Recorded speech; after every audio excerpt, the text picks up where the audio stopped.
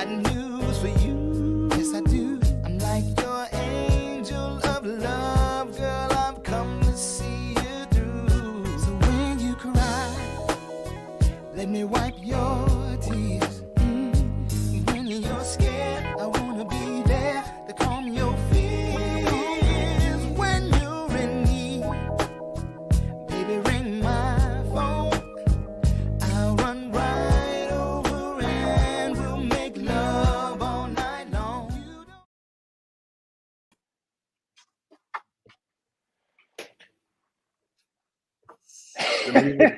It stopped.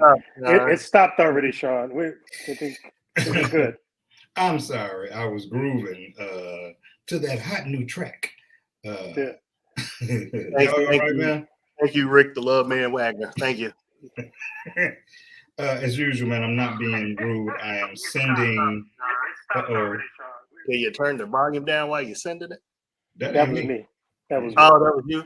Oh, yeah, that's the lover of life and bad audio. Yeah.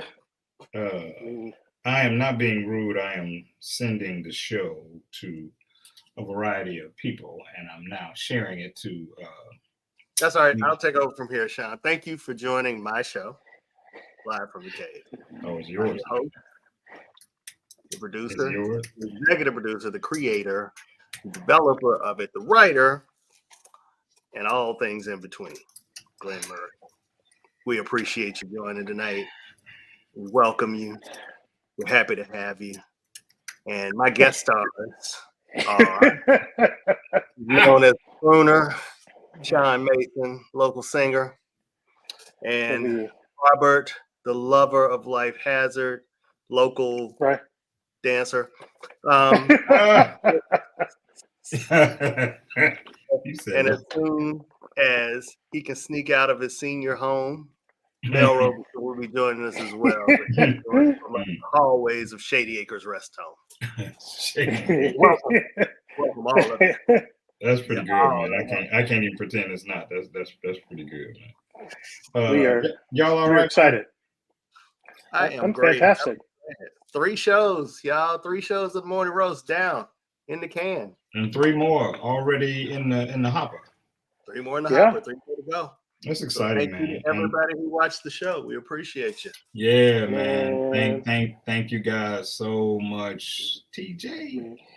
Thank you guys so much, man, for supporting us and encouraging us and believing in us. And hey, Miss Maya, I just had a chance to shoot the lovely Maya Moore on last night.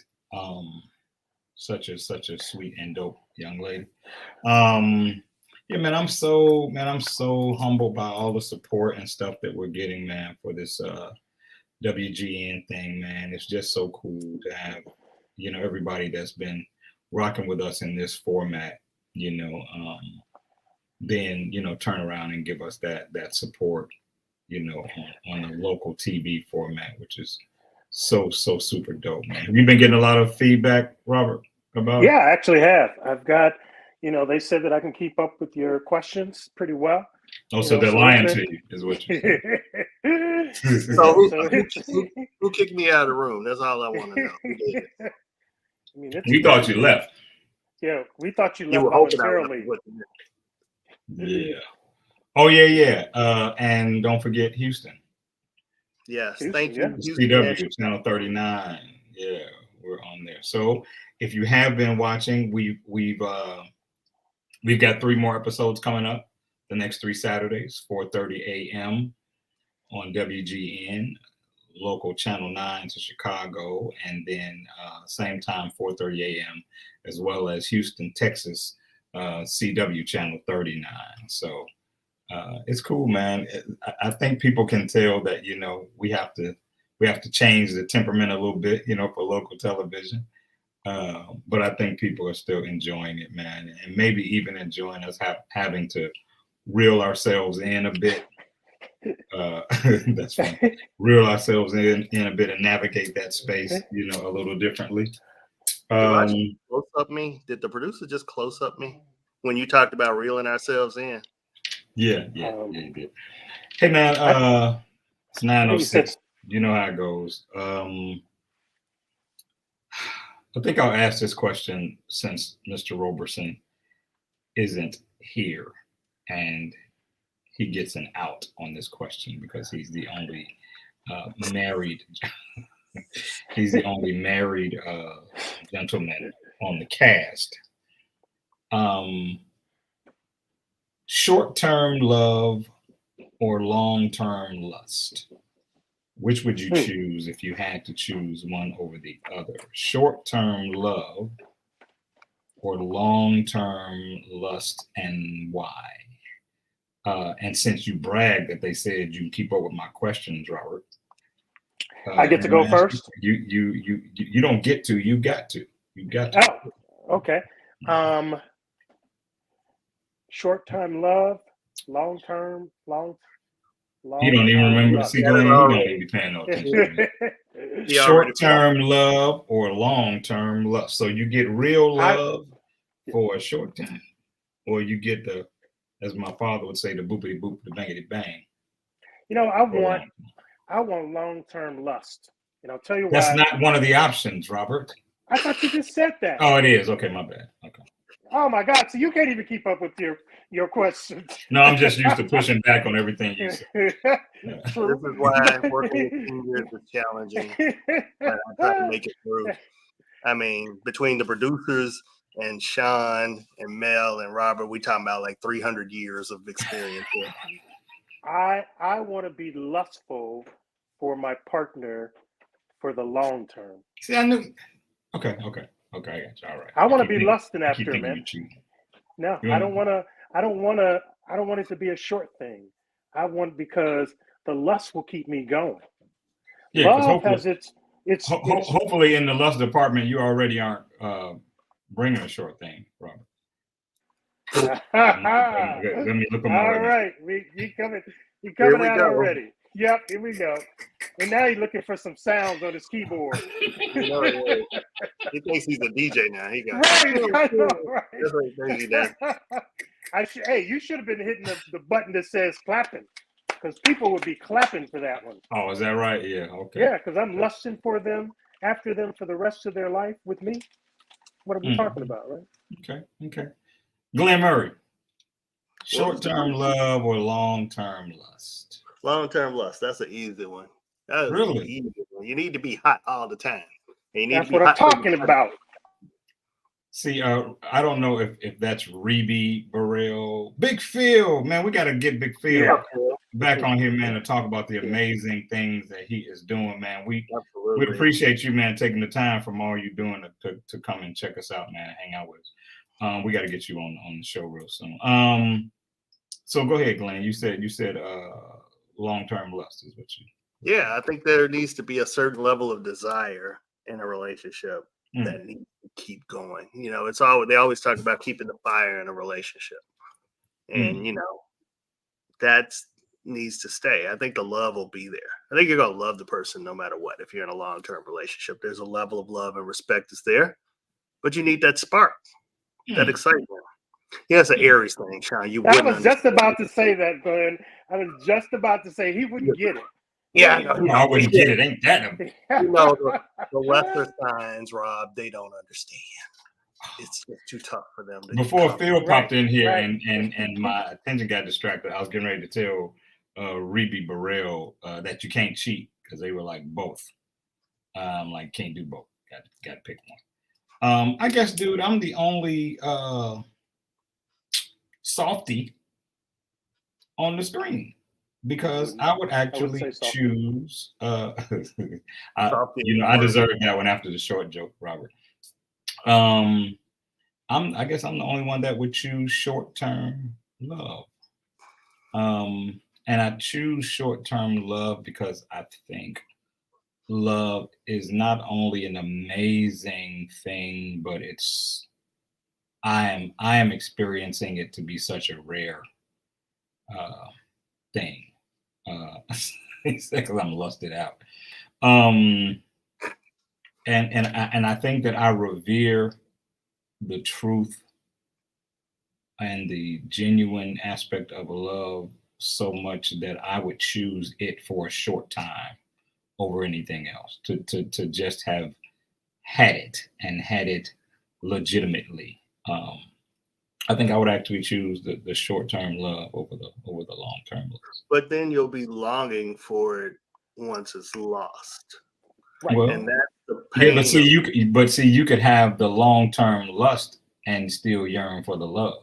You just assume that the love would be a part of it, Glenn, and I don't think that the question is written that way. I think that you get one or the other, and I think that lust can get old. Just like, I mean, we've had sexual experiences and partners that didn't keep us, because they either get old or they get eclipsed by something that becomes larger than the lust. So I don't think that the lust might be true and authentic, but it might not be genuine like love is. But I think it needs to be aligned.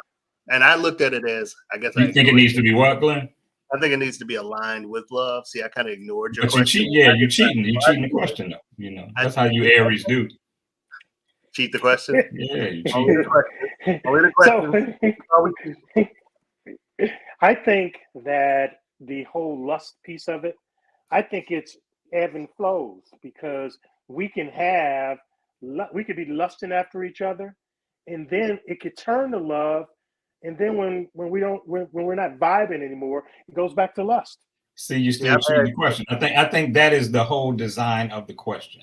That when you're not vibing in that lust space, you don't have love to fall back on. That's the whole.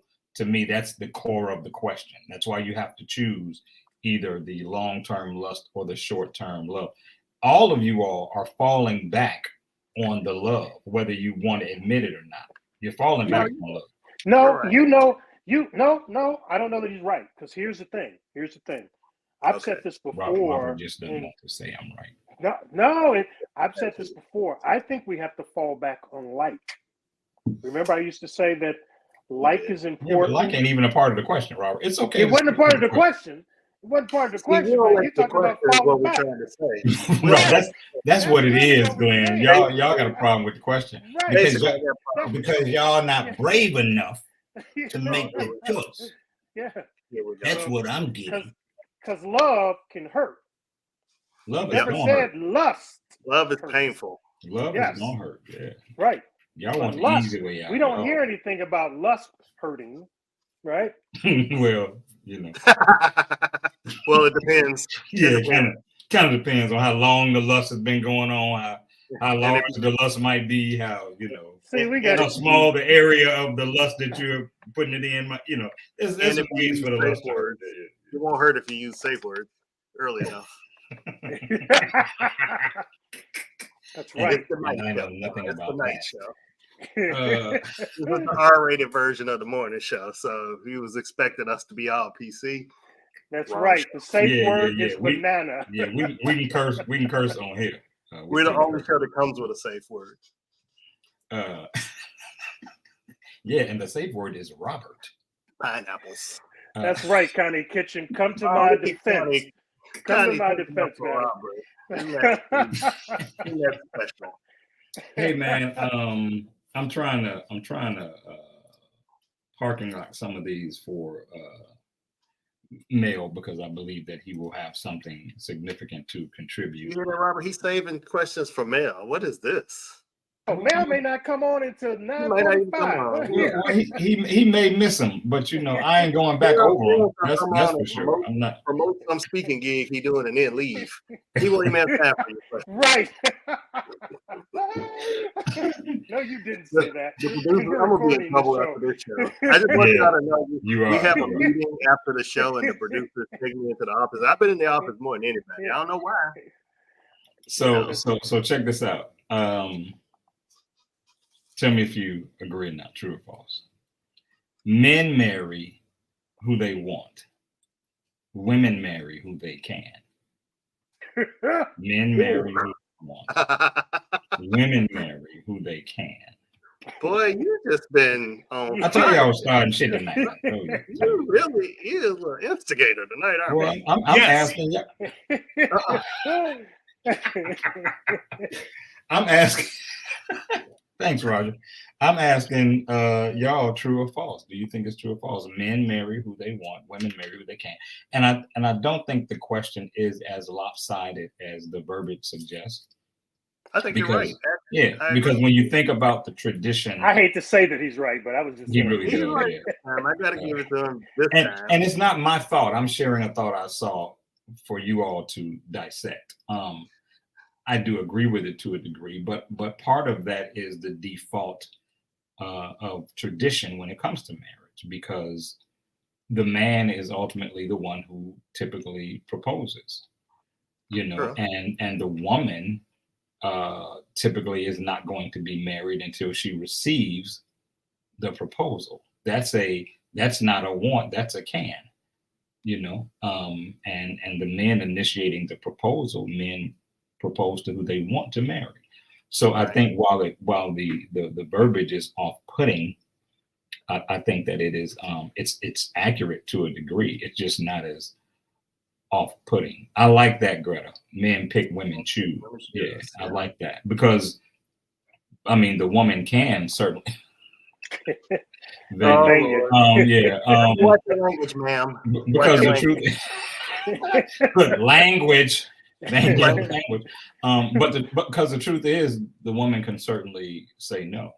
She can say no. That's why. Yeah, she can say no. So but how many women have you proposed to that said no, Robert? You're 3 and 0. I knew you were going to say. I knew you were coming to me. No, but I'm just using you because you've been every- married. Neither one of us has been married. Absolutely. Every woman that I've asked has said yes. Hopefully, it's only 3. It's only been 3. Okay. See, It's only been 3. You gotta come. You got a shots fired. You got that on your board or something? John, he checked his list. It's his checklist for the show. No, but I just saw something interesting today, and they were talking about that, and this man and this woman were arguing, and the man said men actually are more committed to love than women are, because women are committed to the process, the marriage, the courtship. Though you're gonna do this for me, and we're gonna get to this point where men are like, love is a decision. If I love her, I'm looking at all the things I got to give up. I got to let stuff go. I got to make this move in this direction. This is a commitment. It's a life commitment.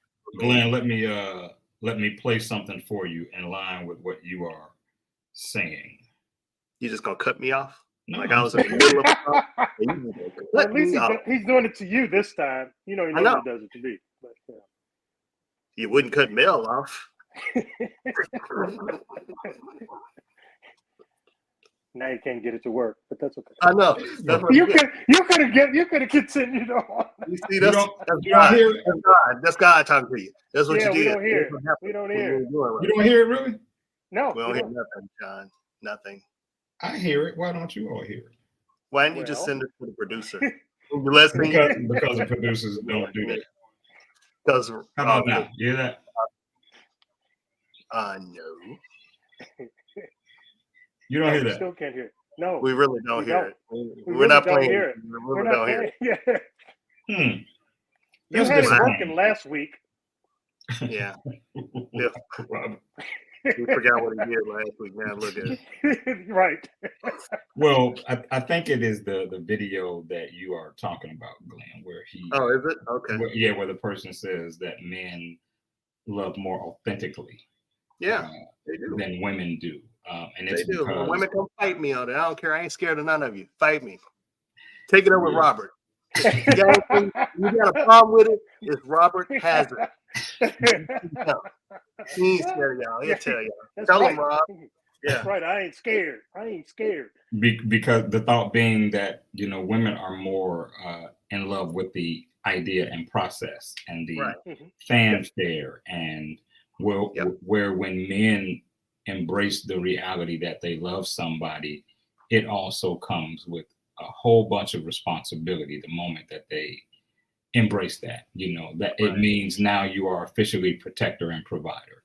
And it comes with a lot more pressure. The responsibility that we put on ourselves for that. That's true. And women, if y'all were so happy, you wouldn't get so mad at the wedding when your girlfriends get married and you still single. That's proof that you care more about the wedding than you do about the marriage and the relationship and the friendship that comes with it. His name is Glenn Murray. Who said that? Oh man. Somebody, AI is the devil. It's throwing my voice. I didn't say nothing for the last 5 minutes. I have not talked. I don't know what happened. That wasn't me, lady. That wasn't me. You just came in the room, huh? Yeah, I just got here. So good to see all of us, huh? Because I'm on the Mel Roberson schedule. Hey man, did switch gears to something that was a little disturbing. Did either of you see and I know I'm getting ready to tread on some sensitive subject matter, but what else is new, Sean? Did any of you see the video with the trans man trying to force his way into the bathroom with the little girl and her mother? Yeah, so there's a video, and the transgender, he could have just identified as a woman, because I haven't seen his genitalia. So but he clearly was a man, biologically a man, who was very large. A woman was in the bathroom with her daughter. I guess they were about to go in at the same time, and the woman didn't want the man to come into, the biological man to come into the bathroom until her daughter was done. Her daughter looked to be about maybe 11, 12 years old, something like that. And the trans woman was insistent. And I know my verbiage might not be right, so don't send letters and all that. I want to get cursed out because I don't know the verbiage necessarily as well as I should. But he wouldn't appease them at all, and he continued to try to force his way into the restroom, even to the degree that he was getting in the mom's face, and the mom is saying, don't get in my face. And he's like 6'6", but dressed as a woman, but with a full beard, and it was so disturbing, especially when you're trying to find your place as an ally to that movement, as Rogers, when you're trying to find your place as an ally to that movement, but you see something like that and you have to try to, I don't know, navigate it somehow. But I wish you guys had seen it, but it was so disturbing. I hope somebody that's watching the show has seen it and can maybe chime in the comments and maybe speak to how unfortunate it was. But I feel like, there's a place with that we are so much in danger of getting out of control with it. And I think that sometimes maybe the people whose movement it is become so preoccupied with establishing themselves that they can maybe lose compassion for people that are still growing into their understanding, of that movement. And I think that there is a risk of it being really, really bad in those situations. I mean, you think about it, put yourself in a situation. If you were, say you're at a park with Robert, you have, a small granddaughter, if I'm not mistaken. So what if you're in a park, man, and you see someone who's obviously trans coming into the bathroom with your granddaughter? I'm not asking you to make a public statement about what your position is, but I'm saying that's a new space for you to navigate. You have to figure out exactly how you're going to navigate that space. And it's all new for us, even though people are always making the claim that this has been around, it's nothing new, yada, yada, yada, but it's closer to us in a way that it hasn't always been. And so navigating it is new, because the closeness, is continually newer and newer and newer. So, but I wish you guys had seen that, because it was kind of disturbing. What do you think you would feel in that moment, though? Carmen says she saw it and it was really uncomfortable to watch. Thanks for not leaving me out here by myself, Carmen, because I feel like nobody else had seen it. But I think I saw part of it at the beginning of it. But you asked the question. So if my granddaughter was going in the restroom and I saw that, what would I do? One of the things that I would do is, which is what I do anyway, is I'm about protection. It's not just my granddaughter; it's my grandboys as well. Um, how can I help navigate, that bathroom experience or just the experience in general? Because kids are going to ask questions, right? When something doesn't look right, they're going to ask questions, and I'm going to have to explain it to her, or parents should explain it, right? Or adults should try to explain it in their language. I am I've actually I worked with someone 20 years ago when it really wasn't even popular then, right? For people to and go and have the surgery and things like that, and go from a man. In this case, he was going from a man to a woman, and that's been, as I said, probably about 25 years ago. And I know we've evolved now; we're more accepting of situations like that. So um, we just have to navigate it, but also give people, some a measure of respect, because they feel some kind of way about what they've done with their sexuality, and who am I to question it? Yeah, but I think that, again, like I was mentioning before, I think that sometimes and I know I use the word weaponized frequently, but sometimes the desire that a particular group can have to make people accept them can be weaponized in a way that becomes unhealthy, you know. I mean, why would you want to make a mother feel unsafe with her child? It's just like when we as black men find ourselves in situations where people are inclined to fear us. It depends on the kind of person you are, whether or not you're going to pour gasoline on that fire, or you're going to say, you know what, I'm bigger than this, or it's insignificant for me. And so I can let this moment pass, and I'm not selling out or compromising. It's just not big enough or significant enough for me to engage, on that level, where it becomes a thing, but everybody has their own barometer for what they feel like they need to do to be accepted. And I just think that there are times when maybe, the passion one has to pursue their acceptance can be put in the wrong packaging. I don't think it's cool to make a mom and her daughter feel unsafe, uh, because you are without reservation an imposing figure. When I tell you that this was a big person, it was a big person, like 6'5", something like that. So it's kind of like, it was disturbing though. It was disturbing. I'm gonna try my little trick again, and Robert, you tell me, well, both of y'all tell me if you can hear it this time. Well, I'll just do this. Can you hear it? Can you hear this? Yeah, Okay. we can hear that. All right. Did you hear my rim shot earlier when I did the rim shot? You didn't hear, did you? No. Okay. No. All right. So I think I've made the. Robert, this is for your joke earlier. All right. Yeah, we heard you now. He's back now.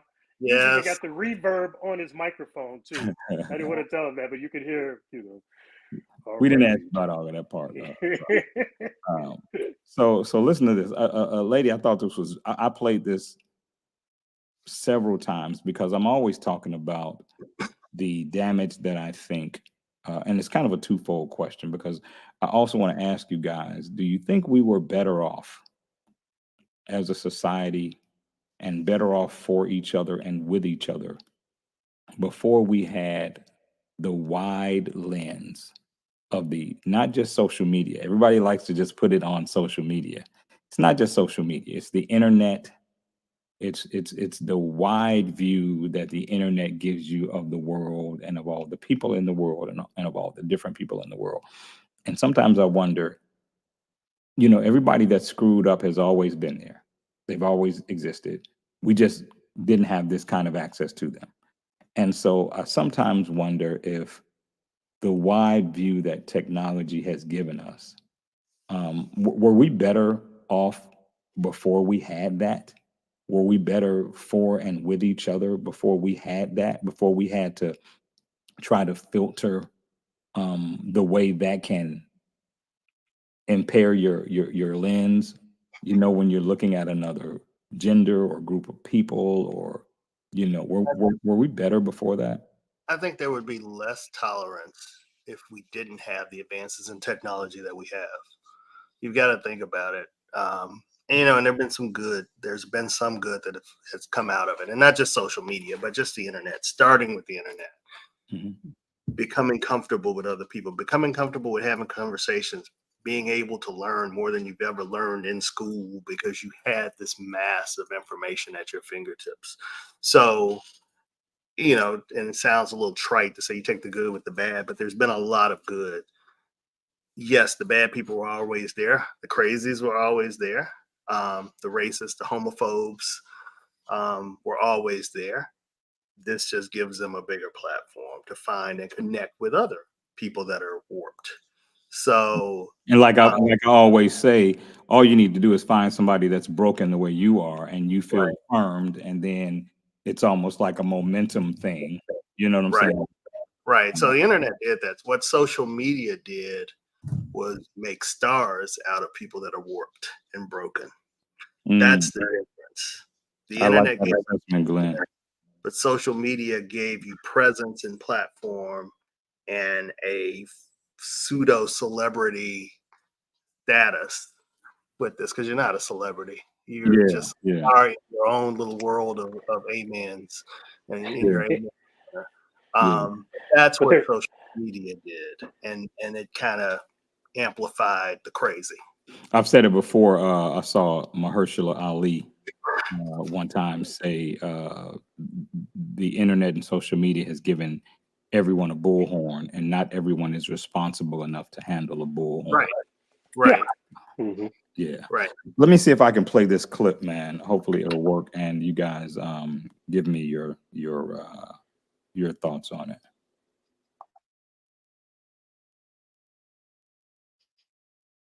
Men and Black women, pages like I'm gonna start it over.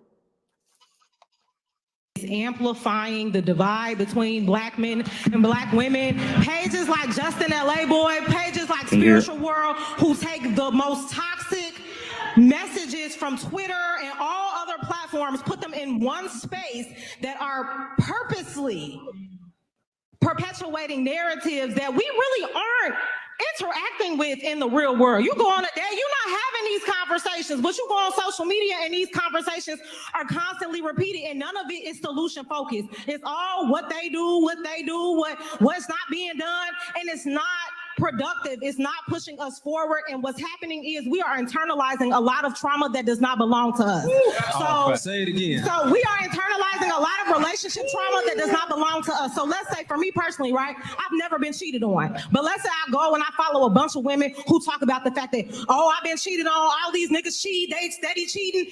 I'm going to sit there and be like, oh yeah, niggas, they all cheat, that's all they do. Because, and I'm not self-aware enough to really understand that that's not even my shit. That's not my baggage. That's somebody else's baggage. So one thing we really have to do is learn how to detach from some of these messages that we are constantly internalizing.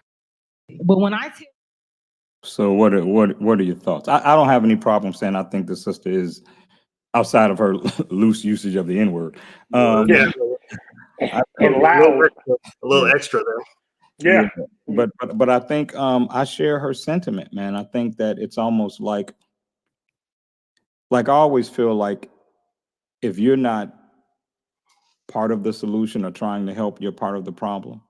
And I think that oftentimes, even with shows like ours, I think that when you challenge each other, people that are uncomfortable being challenged will put it in the framework of what she's talking about. When in actuality, we have to challenge each other. You know what I'm saying? We challenge each other because we love each other, and because we claim each other as our own. And that's when we challenge each other. But I think she is 100% right. I think there is a lot of narrative that's out there that, whether that's the intention or not, maybe they haven't thought the potential damage through. but it does way more damage than good, even those lists. And then I think that they empower people, like we were just talking about, that have those super fractured mindsets. You know, like the like the video I saw today of the lady that says she was so tired of dating that any man that wanted to take her out had to cash app her $500 first. Did you see that ridiculousness? Robert, you Yeah. seen that? Didn't you? I sent it to you guys. Yeah. Y'all stay on the internet too much. Y'all on social media too much. I think y'all. Is that what it is, I'm a Glenn? little worried about. And I won't even say what I thought about her, looking at her. But I just thought that was pretty, that was pretty You're bold. saying it was a fraction of the down payment that you would be willing to pay? No, I'm saying that small fraction. No, it looked like they say how, somebody will say they want a real man and ain't nothing real about them. That was who she was. Like there was nothing real about her, and so I just like the thing you sent us about the woman who wanted a man that was in shape. That was hilarious. I have to say, I listened to that one and cracked up, but we won't even talk about that because I'm already accused of our show somebody told me our show mansplained, and I was like, as she then began to womansplain to me why my show was mansplaining. Well, I'm probably going to get some flack for saying this, man, but I don't think it's that complicated. I think that you have a portion of the population of you have a portion of the population of women that love men and advocate for men and understand the challenges that men have, and they don't need men to be perfect. They just need men to be better where they can be better, and try where they can try, and be open to what they have to offer that maybe can enhance or help us. Be humble enough to say, hey, my woman can teach me this or show me this or whatever, take advantage of her strengths.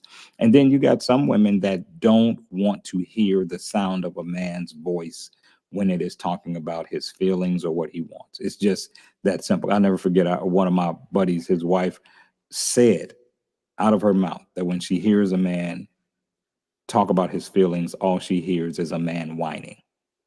And this is a woman that has a husband. And I was thinking, ooh, I'm glad that that's not a household I live in.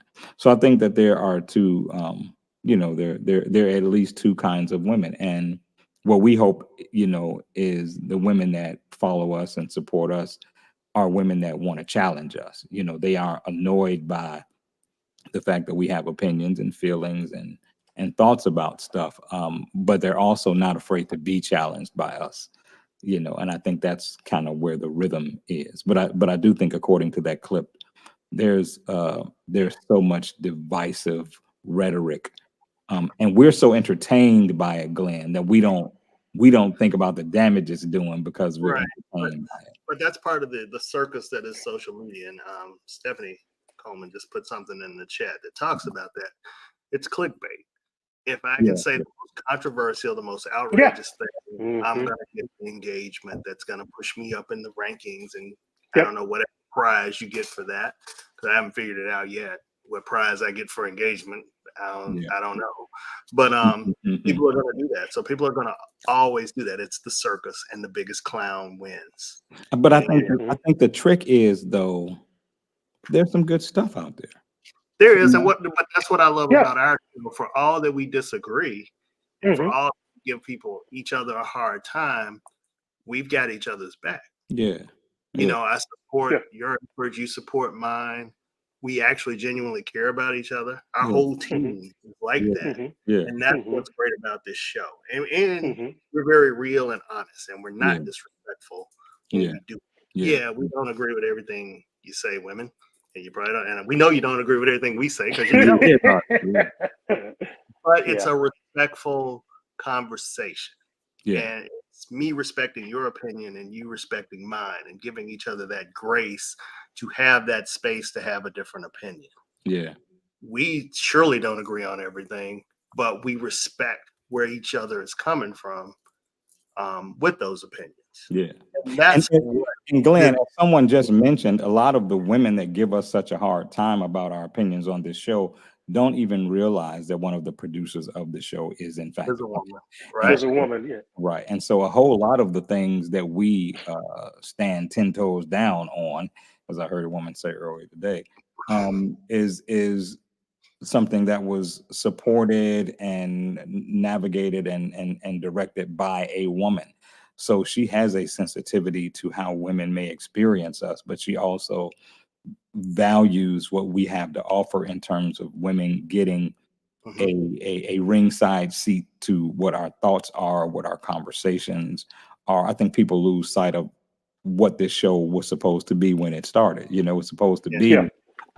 you know, a woman's ringside seat into the conversations that men have that we aren't included in. You know, and at the end of the day, man, we got TJ and Chantel and Gwen Woody and Tammy and Yeah. you know, I am and women that have without reservation, man, supported us and done it more than showing up on Thursday nights and watching, coming out to events and you know what I'm saying. And so we love you guys. There's nothing you can do about it. But And they challenge us on it too, right? absolutely, You know, and that's the other thing you were talking about, you know, the producer being, you know, a woman who will challenge us on stuff too, whether it be in the green room there, the chat, or just in general. So Yeah. that kind of, you know, keeps us together. But I wanted to say something, Sean, real quick before you pull to the next question, is that I think women want us to really be in a trajectory of being better and getting better. And they're willing to stick by us as long as we are putting forth effort every day to get better, right? And so that's the whole thing of showing up every day. If we show up, they'll show up with us, and then we can show out together. That's really what it's all about. I like that, Robert. I like Go that. ahead, Robert. Yeah, I come up with a few good ones sometimes. You wear a jacket and you get knowledge. Look at you. I don't always like the culture, the part of the culture that feels like it's always us trying to prove our worth. You know, there's a part of that in the culture that I've never really been very pleased about. And to be honest, it's at times kept me off of the dating scene because I feel I'm so exhausted by the audition of it, you know. But at the same time, you know, Robert, what you talk about has merit, and we have to stand in a place of being able to receive.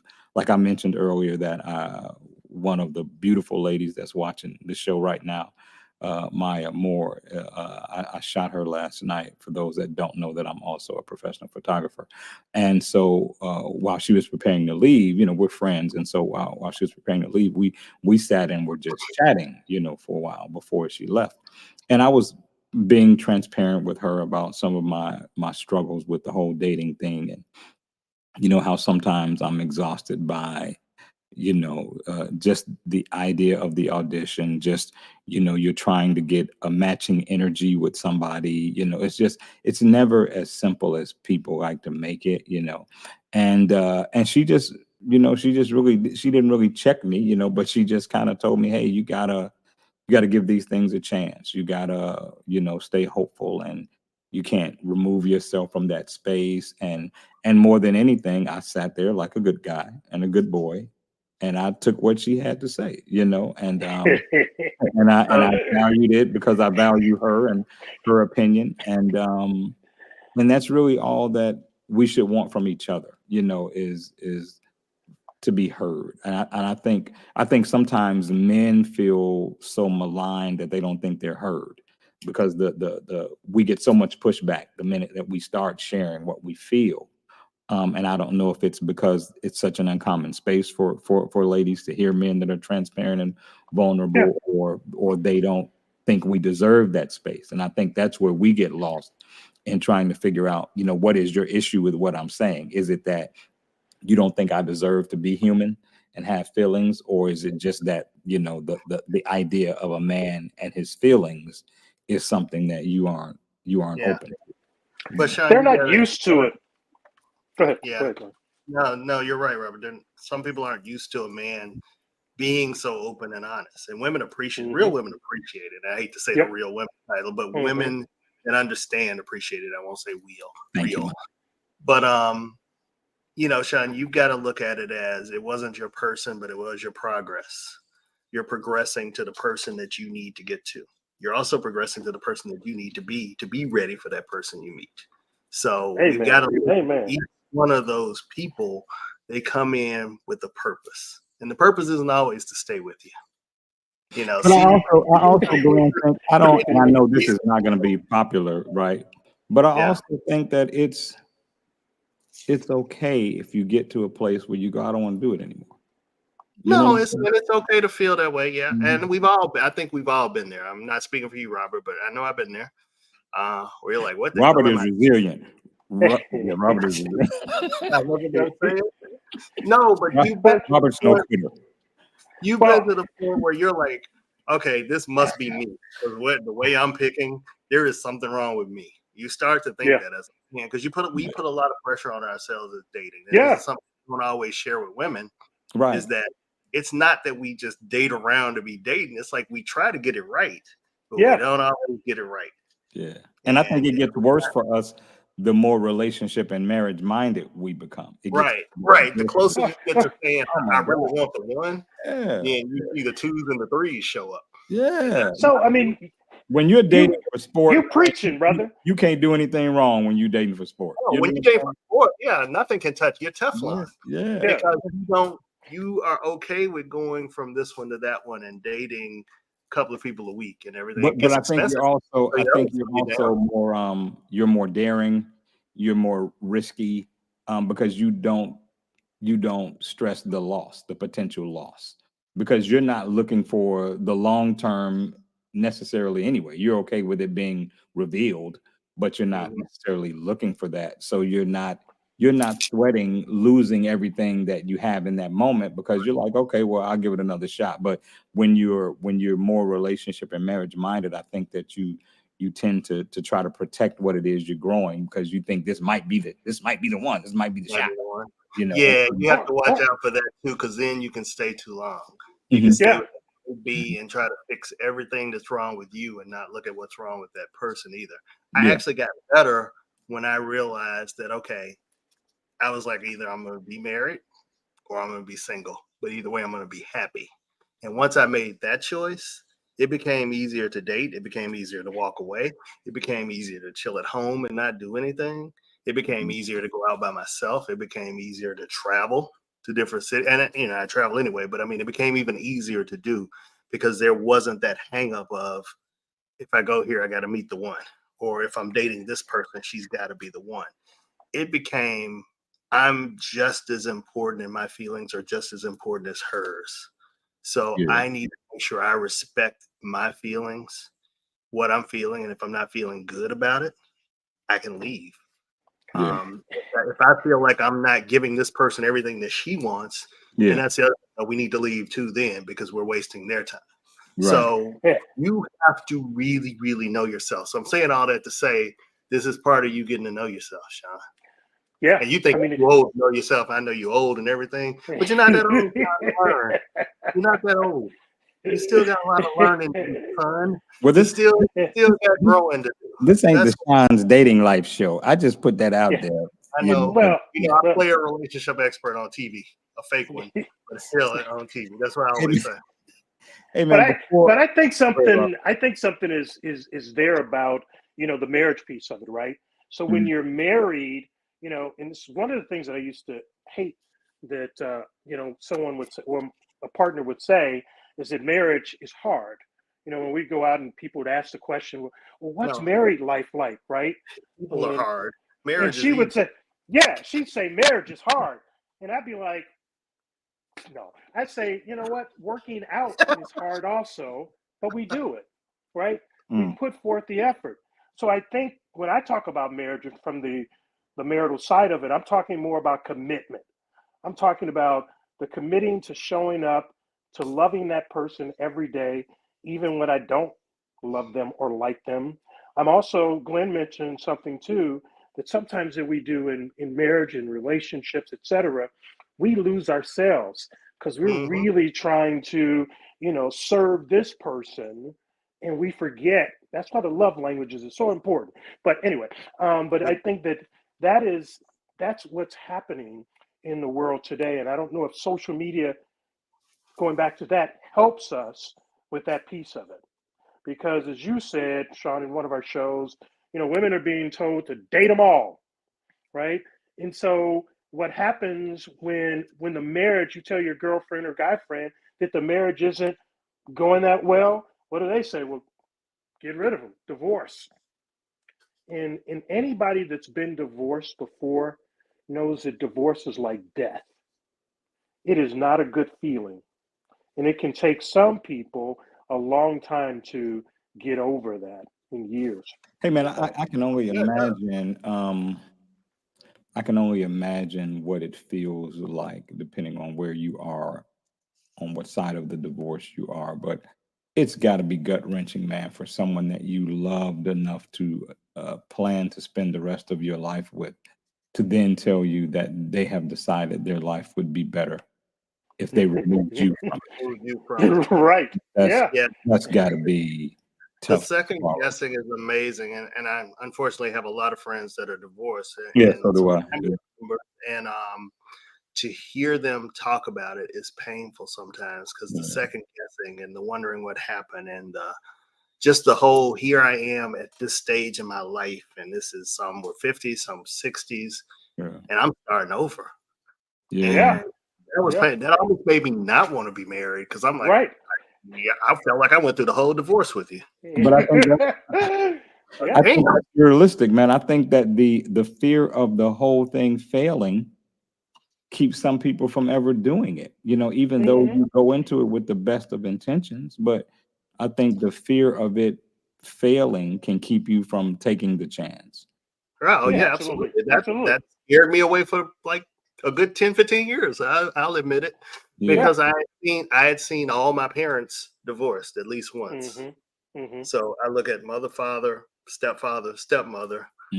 All of them had about 8 marriages between them. So I'm like, I only want to do this once. Y'all have done this several times, so don't even ask. And I only want to do it one more time, right? I only want to do it one more time. And I think that I think you're onto something, Glenn, because when I was trying to see someone, and we were going through this discussion, and I said, I'm afraid to get married again. I'm afraid to losing what I don't already have, which is no money. But because you lose a lot when you talk about prenups, etc. But you can lose a lot. But Robert, being truthful, we give you a lot of shit and a lot of hard time about your multiple marriages, right? But the truth is, no, I'm being real serious now. The truth is, speaking to the mic, if you can if you can talk about the failure of a marriage being like death, and for you to have experienced that more than one time, then you are 100% justified in your hesitation. You know what I'm saying? I mean, you've experienced it, regardless to what part you played in it. Who knows? I don't know. But you have had to walk that walk multiple times. It makes all the sense in the world that you would be fucking scared to death. You know what I'm saying? So you would show some grace, because here's the reality. I think that, and here's a place where I think it's a little different for men than women. I think that the marketability piece maybe impacts women more than it does men, with the fallout of that. And so I think men have the benefit of walking away from that experience and not losing as much in the area of marketability as women do. And I think that's an unfair expectation, but I think it also speaks to the fact that we think so much of women and their ability. We give them this superhero thing, this cape. We feel like the woman is somehow supposed to make this work, even when the man ain't worth making it work with. Right. You know what I'm saying? And so I think it's unfair how women seem to have to carry it in a larger way when Right. when we walk into it, Mhm. putting more of the responsibility for its success on the back of women to begin with. Right. Right. And unfortunately, people think there is no trophy for pain in your marriage and relationships. You don't get a Yeah. trophy for, there's no race to Yeah. who worked hard. I cheated on me 17 times, but I took it back 18. Dude. Glenn, that's why when I tell you I want Right. to scream every time I see a post that says men can't take the hurt they give women. Who is counting? Who's what difference does that make? Who hurts better? You know what I'm saying? Like, to me, that's that divisive rhetoric that we don't realize we're doing. Nobody keep track of who hurts better. How about we not hurt each other? How about that part? Right. But I got to give you, Robert, I got to give you kudos. We give you a hard time. We do give you a real hard time all the time. It's so easy. It's just so easy. But I give you kudos for your transparency to talk about it, because we've sat, like off the show, we're all friends. So we sat at restaurants and had hours long conversations about marriage. And you very open and honestly said, this is what I did wrong too. So you're not always, well, she did this, she did that. You're very open and honest about it. And I've learned a lot about marriage and understanding relationships and the dynamics just from talking to you as well. So I mean, I love the friends I learned something from, all my friends. Sure. And not because they're all divorced, but I've learned a lot. That didn't come out right. Learned about great relationships too. For those in great relationships, Bishop Kevin Whitaker has been married over 20 years. Love his relationship with his wife and how they love each other, and being around them is like being around a newlywed couple. So, I love that as well. But I love talking to my friends that have been through it too. I'm very sad for them because I want them all to be happy. But there's learnings there. And I try to make sure I learn that and try to be a better person going into relationships and eventually into marriage from those experiences. So I'm appreciative of that. Unfortunately, we're out of time with this big question on my list. We dodged the bullet, Rob. It's always next week, brother. Always next week. And so I'm gonna put this in your ears for possibly Roger's so stupid. And I'm not counting like one of our friends made a comment during the divorce thing, and I know her story, and so I know that was a union that she was supposed to get herself out of for her own well-being, right?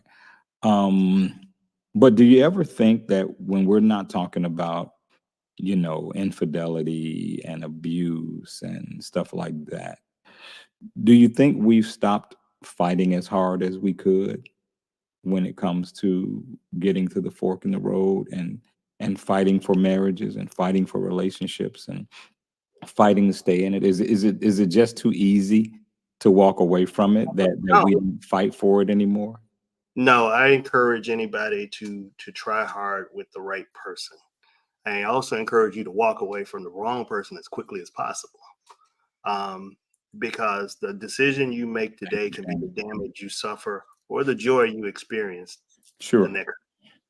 So you just got to be cognizant of that and make sure that when you're walking into this, you understand everything you're walking into. Yeah. And I ask that, Glenn, because we've all heard the stories of people splitting and you go, well, what did he do? What did she do? And then when you hear what they did, you go, that's all. That's it? Right. Yeah. But everybody has their own set of deal breakers. They may not like you because you keep it crooked. They may not like you because of the way you wear your glasses, or you wear a rust-colored jacket, or you wear a hat. They may not like you, or you look like the Black Abe Lincoln. It could be a world of it's a plethora. He does look like a plethora of different reasons why you don't like somebody, and that's okay because that's your stuff. Now, eventually, you're going to have to reconcile that when the dating pool is really shallow because you've turned everybody away because of your own issues. So make sure you're looking in that mirror when you start judging people. Like you want a woman that's slim and trim and fat and fine, and you got that pot belly, and you can't even see your toes. You might want to rethink that. You know, women, you want a man with a six pack, and you want a man that's just all of this, and you know, you looking like you been to Subway a few times and didn't get on Jared's phone. So I mean, you gotta really think about that. Everybody, I'm so glad Glenn is saying this. Me too. Become what you're asking for. That's all I'm saying. Hey man, it's 10:01, Glenn. I'm gonna save you right here. It's 10:01 because I don't want you getting hate mail. But I look like I snuck a phone and say, yeah, I'm about to fry me a cheese sandwich on the bed frame. Yeah, that's what add tomato. It'll bless your life. I'm telling you. Hey man, love y'all, man. Y'all are amazing, and thanks for putting it together. We're all, for everybody that doesn't know, we're all so insanely busy, and now we're doing the WGN shows, and so these Thursday night shows are actually a lot harder to pull together than they used to be, as evidenced by the fact that our brother Mel is not here. You know, these shows can be a little hard to pull together. As a matter of fact, we didn't even know we were going live today until about 4 o'clock this afternoon. So yeah, Keisha made it. Right, that female producer made us. Thank you, Judy. Like a pimp. I want y'all out there on the stroll. That's what she said. Yeah, get out there. Pat your feet on the concrete and get you money. That's what she said. Y'all think Keisha Rose all sweet. We got stuff. Wait till we show you. Keisha Rose gonna have to slap her. So anyway, but yeah, man, I appreciate you guys tuning in, because like I said, these shows, as much fun as they are, you know, they aren't as hard, they aren't as easy to pull together now with everybody's schedules and stuff. So thank you so much for supporting us and continuing to support us. Maybe we will be on next Thursday. We won't know. We might not know till next Thursday if we're gonna be right. But if we are, we'll try to get that word out, and hopefully you guys will come on and support us. So you guys, you know, like, meet me in the green room. Everybody else, we love y'all. Thanks for rocking with the Cave. It's been Live from the Cave for show.